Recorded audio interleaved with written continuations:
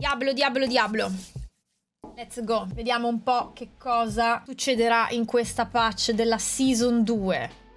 Dopo tutto quello che è successo nella Season 1, ovvero niente, direi che ci aspettiamo qualcosa per questa Season 2, giusto? Ci aspettiamo un po' di novità, un po' di aria fresca, qualcosina.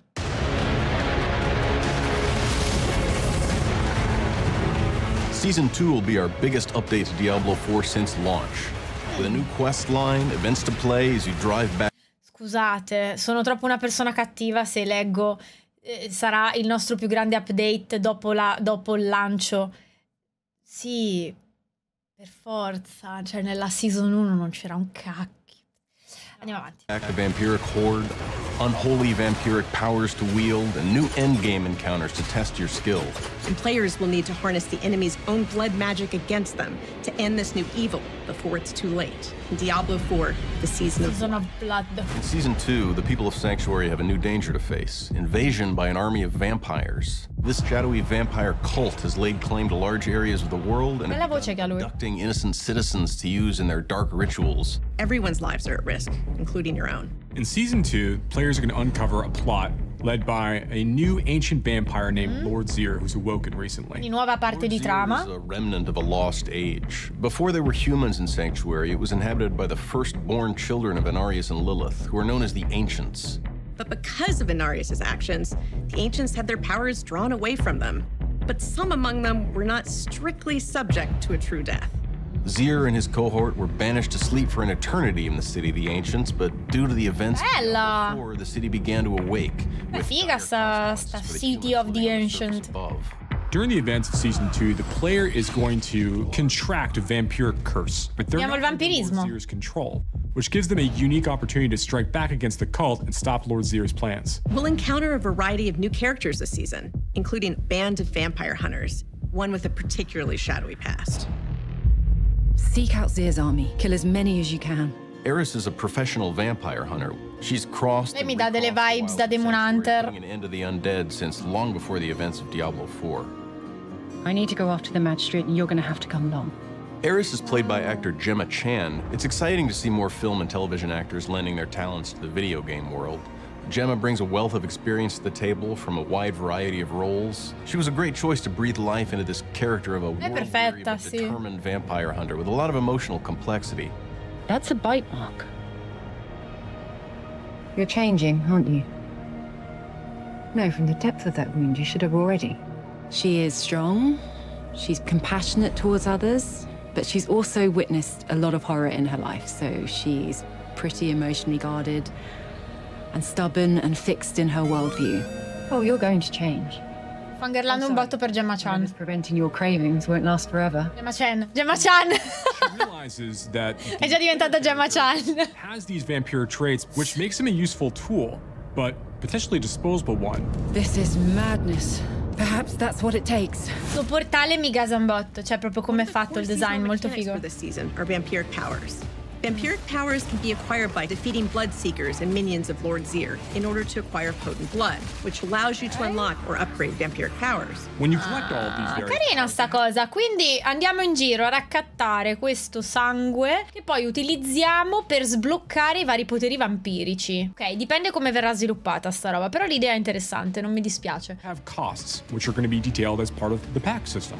So armor pieces that you collect during the course of the season are going to have these packs associated with them. There are 3 types of packs. Ah, quindi allora ha detto che i pezzi di armatura che raccoglieremo durante la stagione avranno dei pacchetti a poter associare. And you can use the boons they provide in order to fuel the blood seals for various vampiric powers.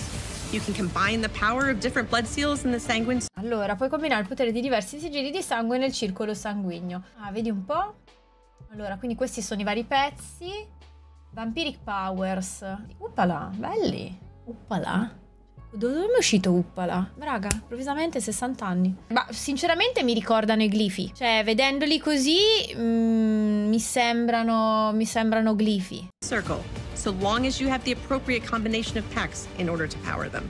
One thing we've really tried hard to do is to provide powers that enhance every build so that there's no one right way to play when pursuing that vampire fantasy. Ok, quindi diciamo che questi poteri vampirici in teoria dovrebbero darci più libertà nella customizzazione delle classi, come ha detto lui, così che non ci sia un modo solo per giocare, come è stato praticamente per tutti i primi mesi, i primi 2 mesi dal rilascio di Diablo 4, dove sì, bene o male avevamo tutti le stesse build. Cioè io, per dire che giocavo il Rogue, avevo il Twisted Blade, avevo il Rogue Trap, Death Trap, cioè in generale sì, le build che giravano erano bene o male quelle. Invece questi qua, esatto, incidendo molto di più sulle build rispetto ai glifi, dovrebbero darci un po' più di varietà. Se buono.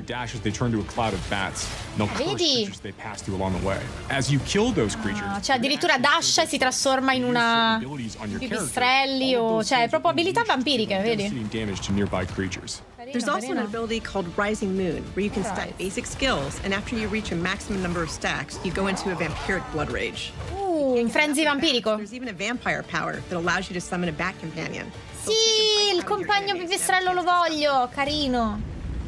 Lord Zir's army is pushing across Sanctuary in an event called the Blood Harvest, which will always be active somewhere on the map, but will change locations in a cyclical way. Blood Harvests are large-scale open-world events where vampires un nuovo evento open world in the hopes of enslaving the populace, harvesting their blood, and siring more vampires. Players will venture into these areas to rescue prisoners, stop sinister rituals, and hunt for high-value enemies. Of course, they'll be rewarded for their efforts with a variety of new items, as well as the potent blood that fuels their vampiric powers. Sangue potente, certo, per aumentare i poteri. 5 nuovi boss di fine gioco? Players will be able to earn the materials to summon these bosses by completing whispers and by completing Helltide events. We have some new enemies with powerful elemental attacks, giving players more reason to seek out and equip gear that enhances their resistances. What sets these new in-game bosses apart is that they offer a new way to farm uniques. So if there's a build-defining unique you're after, you'll be able to target farm specific bosses. And our most challenging boss that we're going to be adding as part of Season 2 is also going to have an opportunity to drop extremely rare unique items that players have been hunting for. Guarda che addirittura cambia. Guardate, qui ha droppato un mitico e di fianco c'è una linea di luce rosa. Questi sono gli unici. Quindi abbiamo... vedete? Cioè, credo che quelli... A me sembravano i drop. Sì, esatto. Sono gli oggetti unici. Beh, già sto vedendo molti più content rispetto alla Season 1. Non ci voleva molto, bisogna dirlo. Però vedo già robetta più interessante. Mi piace sta roba vampirica. Non è finito, andiamo avanti. We're also going to be adding some quality of life updates in Season 2. First of which is we're going to be taking our gem system and making it so when gems drop for the player, you're actually collecting materials. They're going to be stored differently. They're not going to go into your inventory the same way to help alleviate some of the concerns about inventory. No, aspetta, cioè quando raccogli la gemma viene messa in un inventario a parte? Cioè non ho mica capito. O in automatico ti fa l'upgrade? Cioè tu puoi fare già l'upgrade dal dentro l'inventario.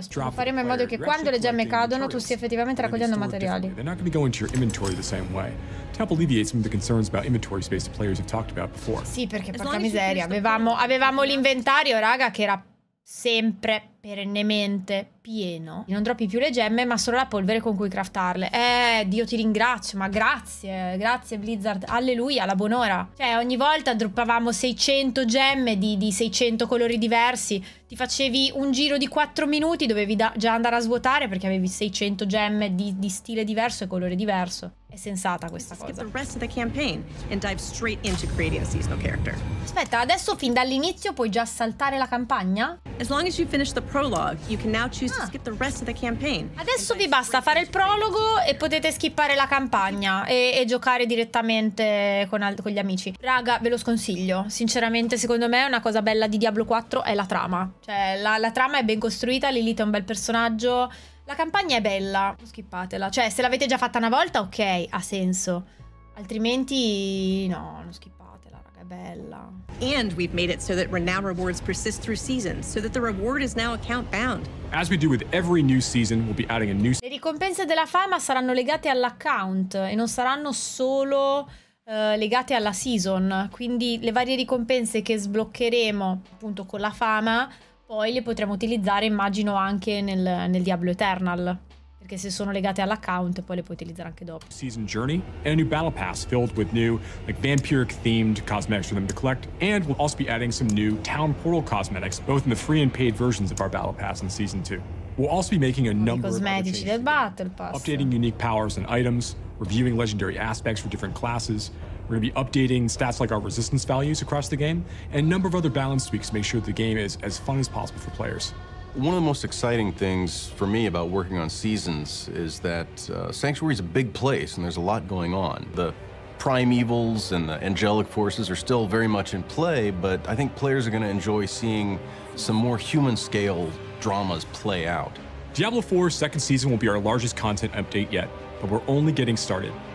Along with providing new quest lines, powers, and events each season, we'll continue to improve upon established systems by listening to player feedback to make your adventure in Sanctuary the best it can be. We're incredibly excited for you to explore more corners of Sanctuary, so come join us in the hunt. Ah, il 17 ottobre, il giorno in cui esce il mio libro.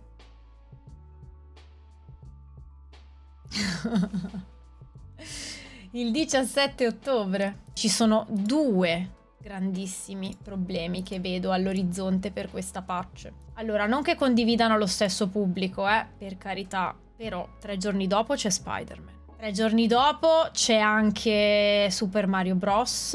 Cioè, però sono 3 giorni dopo, il fatto è che... Madonna, è un periodo un po' del cacchio. Cioè, allora, non sono due giochi che si dovrebbero fare concorrenza in teoria, però è un'uscita grossa Spider-Man, è un'uscita molto grossa. 5 nuovi boss endgame, che dropperanno dei nuovi oggetti unici, super unici. L'evento Legione è diminuito dai 30 ai 25 minuti, quindi anche alcuni miglioramenti proprio a come funzionavano gli eventi. World Boss, Warning Timers. Ah, il World Boss adesso il timer non è più solo di 30 minuti ma di 60, quindi ti avvisa 60 minuti prima del World Boss. Questo è buono. Poi vabbè, vedo in generale aggiustamenti agli oggetti, improvements a livello della miscellanea, improvement della mount, improved horse riding experience. Beh, by improving the overall responsiveness of mounts. Cioè, per me era diventato impossibile utilizzare la mount. Non so se voi vi trovavate bene. Io ogni 3x2 salivo sul cavallo e mi schiantavo da qualche parte perché erano lentissimi i comandi della mount, quindi contenta che li abbiano migliorati. E hanno anche aumentato la speed di base del 15% della mount. Il cooldown di quando smonti è stato ridotto da 10 secondi a 5, molto più sensato. Questa doveva essere come contenuti la Season 1, sì. Non avrebbero sicuramente perso il 99% della loro utenza se la Season 1 fosse stata questa. Ma allora, diciamo che nell'insieme non sembra una patch malvagia, non sembra una Season malvagia. Bisognerà provarla, che era provarla quando esce e vedere. Vabbè, io il 17 intanto me la tiro giù e proviamo. E vediamo se saranno riusciti a fare il miracolo. Però sì, sono update che dovevano fare prima. Assolutamente concordo.